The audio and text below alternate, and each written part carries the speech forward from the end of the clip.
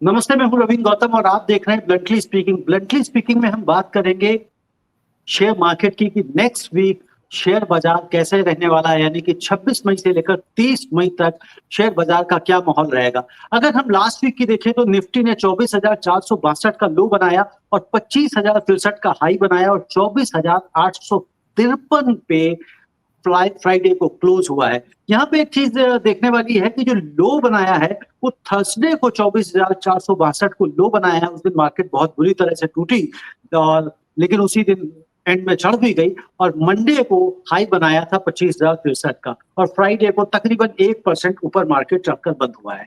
Bank Nifty की बात करें तो 54,576 का लो है और 55,696 का हाई है और 55,398 पे बंद हुआ है।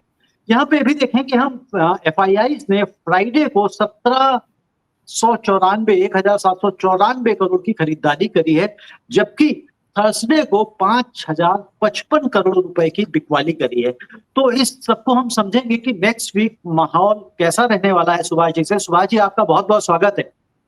धन्यवाद रविंदर जी, सभी व्यूवर्स को भी बहुत बहुत धन्यवाद।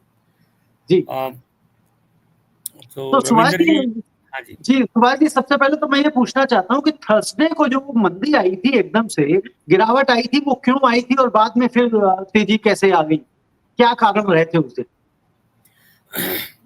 देखो रविंदर जी, थर्सडे को जैसे आपने बोला 10,000 करोड़ से ऊपर की थर्सडे को FI की सेलिंग थी जबरदस्त। जी, ठीक है जी, 5,055 करोड़ की। हाँ 5,000 करोड़ थी, 10,000 उससे पहले थी, है जी। ना। तो क्या है कि मोमेंटम FPI की सेलिंग जब आ जाती है ना, तो रैशनल नहीं रहता मार्केट, वो हम्म। इरेशनल थी मंदी।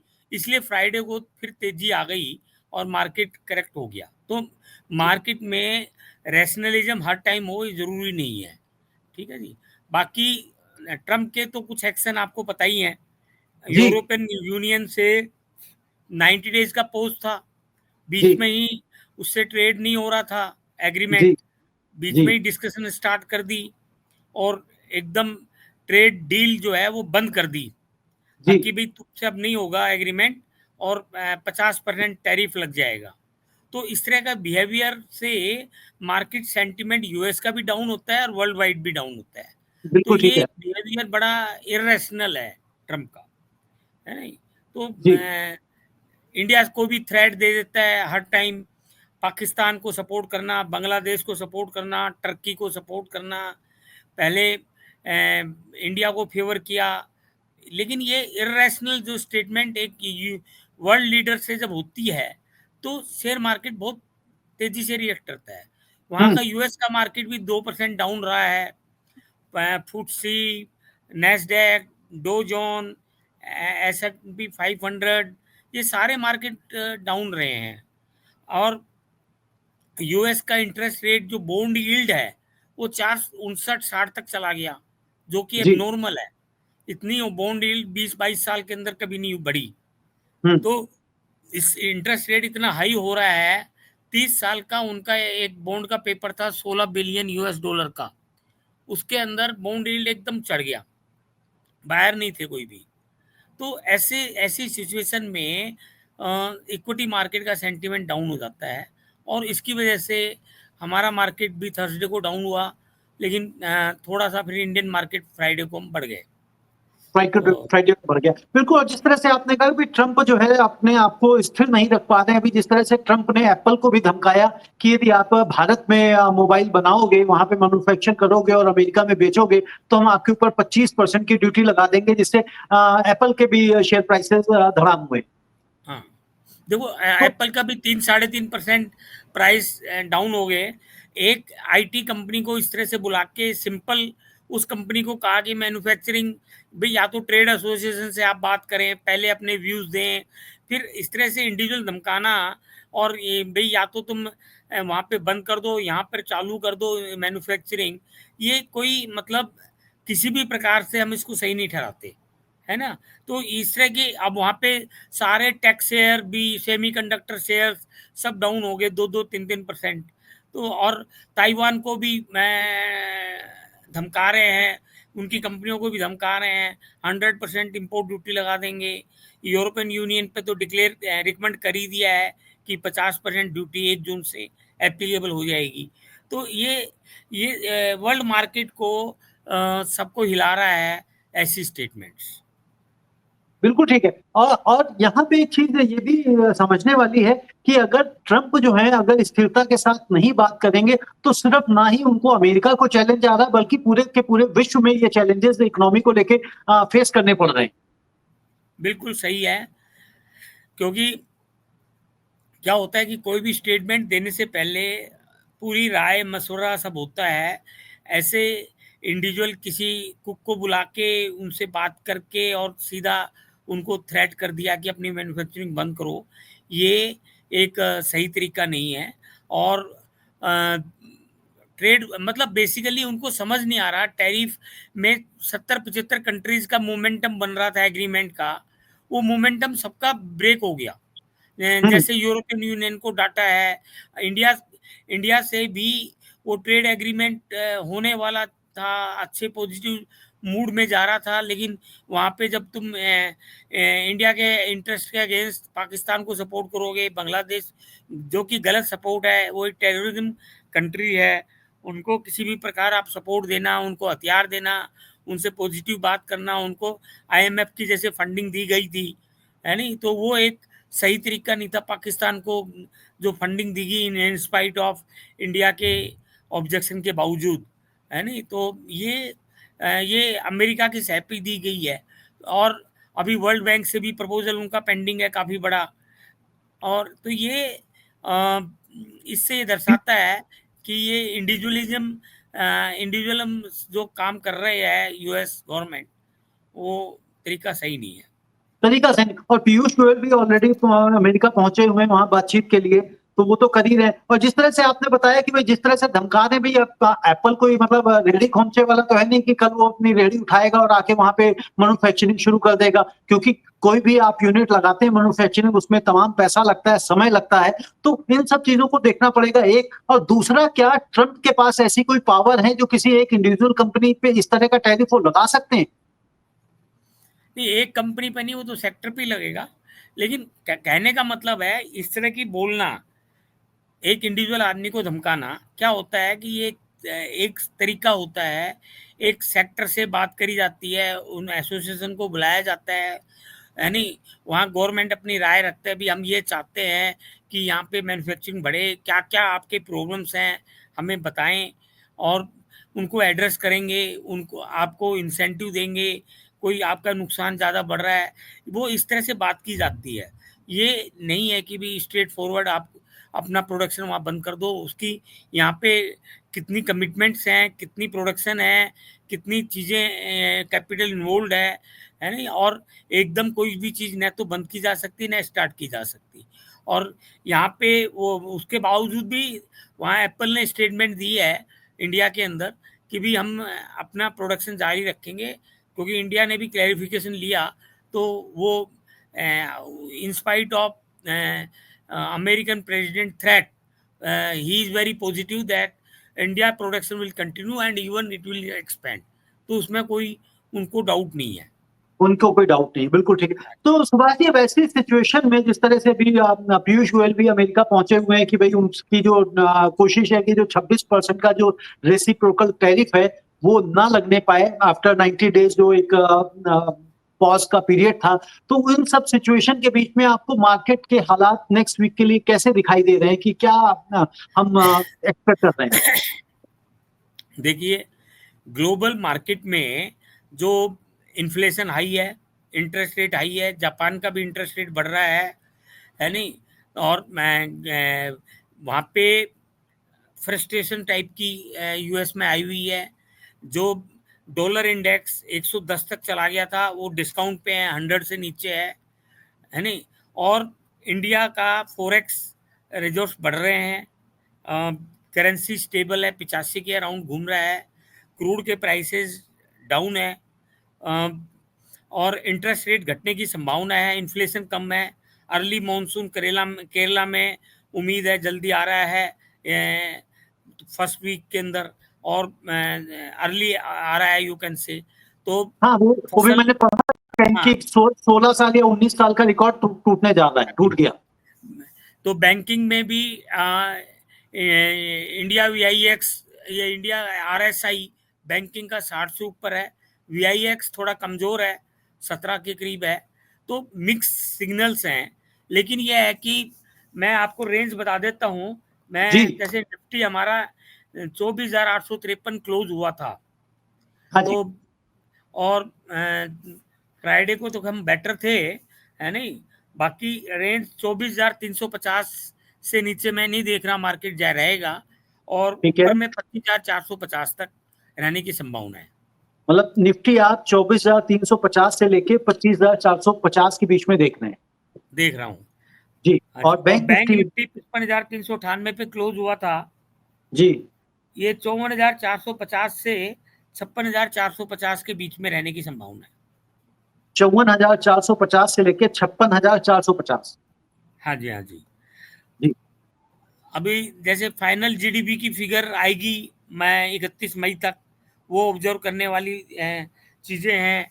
इंटरेस्ट रेट इन्फ्लेशन की फिगर आ जाएगी, वो पता लग जाएगा, है नहीं। ये पीएमआई की फिगरें आ जाएंगी मई 31 मई तक। तो ये सब, इनसे सबसे हमें पता लगेगा है कि भी मार्केट में किधर जा रहा है। तो मार्केट जो है, जी। हाँ जी। तो और जी। एक है ना, आरबीआई ने डिविडेंड डिक्लेयर किया है 2,69,000 करोड़ का। ओके। 2,69,00,000 करोड़ 2,69,000, दो लाख रिकॉर्ड उनहत्तर डिविडेंड है हजार ये। करोड़ 2,69,000 करोड़। नहीं, 2,69,00,000 करोड़। कैसे फिगर बनी, समझ नहीं पाया वैसे थोड़ा सा। 2,69,00,000, 2.69 लाख करोड़। हाँ, तो दो दो ठीक है, ठीक है। 2.69 सिक्स नाइन। लाख करोड़। हाँ, हाँ हाँ, ठीक है, तो वही 2,69,000 करोड़ हो जाएगा। हाँ, हाँ। करेक्ट, दो जी। लाख उनहत्तर हजार करोड़ हाँ जी, आपने पहले सही बोला, तो कंफ्यूजन हो जाती कई बार नंबर्स को लेके। तो ये इसका डिविडेंड घोषित किया है, तो ये भी एक पॉजिटिव पॉइंट हम देख सकते हैं इसे। हाँ, मतलब क्या है कि देखिए, इतना पैसा गवर्नमेंट के पास आएगा तो जी। दे आर मोर कंफर्टेबल कि उससे इन्फ्लेशन कम होता है, फिजिकल डेफिसिट कम होता है तो इन्फ्लेशन कम हो जाता है, जी। इन्फ्लेशन कम होता है तो इंटरेस्ट रेट कम होता है, इंटरेस्ट रेट कम होता है तो हमारी ग्रोथ बढ़ती है, कैपेक्स बढ़ता है, हमारी तो ये इकोनॉमी के लिए पॉजिटिव है, जीडीपी बढ़ता इकोनॉमी के है। लिए पॉजिटिव है। हाँ बिल्कुल जी। ठीक है। अब सुभाष जी, एक चीज बताइए, जिस तरह से भी गोल्ड के भी रेट ऊपर नीचे हो रहे हैं, पीछे आई थिंक 92,000 तक चले गए, फिर 98 हो गए, तो इसमें जो फ्लक्चुएशन है, क्या ये अब हमें इतनी ही देखने को मिलेगी, या इसमें कोई बहुत ज्यादा करेक्शन या बहुत ज्यादा हाइक भी आ सकती है? देखो ऐसा है, 95-96 हजार के ऊपर गोल्ड चल रहा है। जी। क्या होता है कि यदि डॉलर और ये रुपी, डॉलर जब है ना बढ़ना शुरू हो जाता है, तो क्या होता है कि गोल्ड बढ़ता है नहीं। हम्म। तो गोल्ड है ना, ये कई चीज़ों पर डिपेंड कर रहा है। जैसे ये वर्ल्ड करेंसी नहीं हो रही है डॉलर, तो gold is a safe haven. क्योंकि अभी हो क्या रहा है कि यूएस की इकोनॉमी है ना, वो स्टेबल नहीं है, हम्म। इंटरेस्ट रेट बढ़ रहे हैं। तो वहाँ पे अभी तक तो ये था कि dollar is a international currency and very stable currency. वहाँ पे उनकी करेंसी को मतलब वहाँ पे डॉलर को इनकी रेटिंग कम करी है, यूएस डॉलर की ट्रिपल ए से एक नॉच कम की है। तो ओके। उससे उनके इंटरेस्ट रेट भी हाई हो गए हैं, हम्म। फिच ने। तो जो अभी तक ट्रिपल ए कमांड कर रहा था, बेस्ट रेटिंग कमांड कर रहा था, वो उससे भी फर्क पड़ा है। तो गोल्ड में उसकी वजह से तेजी रहती है, गोल्ड में बाहर ज़्यादा जाते हैं। लेकिन इससे ये एक लेवल ऐसा है, यहाँ इससे ज़्यादा जाने में जोर पड़ रहा है। तो इससे अ, इससे ज्यादा जाने में जोर पड़ रहा है। जोर पड़ रहा है। जी। बाकी ये है अच्छा। कि हाँ, जी। अभी स्टेबल टाइप का ही रहेगा, 92 से 98 के बीच में गोल्ड बना रहेगा। गोल्ड बना रहेगा। सुभाष जी, एक चीज और बताइए कि जिस तरह से भी हमारा ऑपरेशन सिंदूर चल रहा था और चल रहा है, जारी है, सरकार कह रही, तो अभी सिचुएशन आपको फर्दर क्या दिखाई देती? क्या फिर किसी तरह का युद्ध छिड़ सकता है, या धीरे करके मेलो डाउन हो जाएगा, शांत हो जाएगा? देखो, हमने 7 टीमें भेजी हैं वर्ल्ड के अंदर, है जी। नहीं? और वो उनका पर्पज एक है कि इंडिया का स्टैंड क्लियर करना जी। और पाकिस्तान को एक्सपोज करना, जी। उनकी आतंकवादी एक्टिविटीज को एक्सपोज करना। आईएमएफ ने जैसे पैसे दिए थे, आगे उसको पैसा ना मिले और अ, वो नंगा हो जाए, कि उनकी आतंकवादी एक्टिविटी का बेस खत्म हो जाए और जी। पीओके जो हमारा है वो हमें मिल जाए। और जो हमारा एग्रीमेंट है इंडस वाटर का, वो हम पानी नहीं देना चाह रहे, तो वो एग्रीमेंट यदि कोई होता भी है तो वो जो पहले 80-20 उसके फेवर में था वो हमारे फेवर में हो जाए। तो हम्म। ये हमारे 4-5 हमारा विजन है उसका। और हमारे जो डिफेंस में जो सेक्टर में बहुत डिमांड आ रही है डिफेंस स्टॉक के अंदर, क्योंकि हमारे आकाश मिसाइल्स, ब्रह्मोस मिसाइल्स, S-400, यानी तेजस, हमारे फाइटर प्लेन, ये इनकी परफॉर्मेंस बहुत एक्सेलेंट रही है, हमारी स्ट्रेटजी एक्सेलेंट रही है, हमारे डिफेंस स्टॉक की डिमांड बढ़ती जा रही है। तो ये एक लाइमलाइट में है इंडिया। इंडिया की इंडिया को एक हमारा सुपर कंप्यूटर टाइप क्वांटम जिसे बोल रहे हैं, अभी रिसेंटली वो भी यूनिक कंप्यूटर है। हम्म। मतलब वो अभी हम बना बना बना रहे हैं और वो काफ़ी एडवांस स्टेज के ऊपर है। वो ऐसा है कि सटीक भविष्यवाणी करना मौसम की, है नहीं, और 50 तरह की कोई भी बीमारी है उसकी सटीक भविष्यवाणी करना, बगैर सीटी स्कैन किए, बगैर एमआरआई किए, बगैर उसमें हर चीज़ को कंप्यूट करके, मतलब बहुत ही एडवांस स्टेज का कंप्यूटर है। तो वर्ल्ड में वो पहला टाइप का होगा। जी। उसमें भी हमारी, मतलब हम उसके अंदर भी एक यूनिक है। तो हम्म। इंडिया मतलब एक तरीके से इंडिया बहुत एडवांस स्टेज पे जा रहा है। 2047 में जो विजन है कि we will be a advance country, तो वो उसके उसकी तरफ हम बहुत तेज़ी से विकसित कर रहे हैं। हमारी इकोनॉमी बहुत बढ़िया विकसित कर रही है। हमारे जो एम्यूनिशंस हैं, डिफेंस सेक्टर है, वो सेल्फ इंडिपेंडेंट बना है। ये इस लड़ाई के अंदर हमें 4 दिन की लड़ाई में डिक्लेयर हुआ है। डिक्लेयर हो गया। बिल्कुल ठीक है सुभाष जी, यानी कि हम ये भी मान के चल सकते हैं, जिस तरह से आपने कहा भाई डिफेंस सेक्टर के जो शेयर्स हैं वो तेजी बनाए रहेंगे मार्केट में फ्यूचर में भी। और जो आपने लेवल रिपीट किए हैं, लेवल आपने जो दिए हैं, मैं उन्हें रिपीट कर देना चाहता हूँ कि निफ्टी आपने हाँ कहा जी। है 24,350 से लेके 25,450 के बीच में रहने की संभावना है, और बैंक हाँ निफ्टी जी। 54,450 से लेके 56,450 के बीच में रहने की संभावना है। जो दर्शक इस कार्यक्रम को देखते हैं, जो सराहते हैं इस कार्यक्रम को, तो उनसे रिक्वेस्ट भी है कि आप लोग इस चैनल को सब्सक्राइब करें, इस वीडियो को ज्यादा से ज्यादा शेयर करें। और साथ में हम हमेशा ये आपसे निवेदन करते हैं कि जब भी आप कोई निवेश करें, कोई आप ट्रेड करें, तो आप अपने वित्तीय सलाहकार से सलाह अवश्य लें, क्योंकि यह विश्लेषण सिर्फ और सिर्फ आपके ज्ञान वर्धन के लिए है, ना कि हम किसी भी तरह के कुछ भी आपको खरीदने और बेचने की सलाह देते हैं। बहुत बहुत धन्यवाद दर्शकों आपका। सुभाष जी, आपका भी बहुत बहुत धन्यवाद धन्यवाद। जी, सभी को बहुत बहुत धन्यवाद।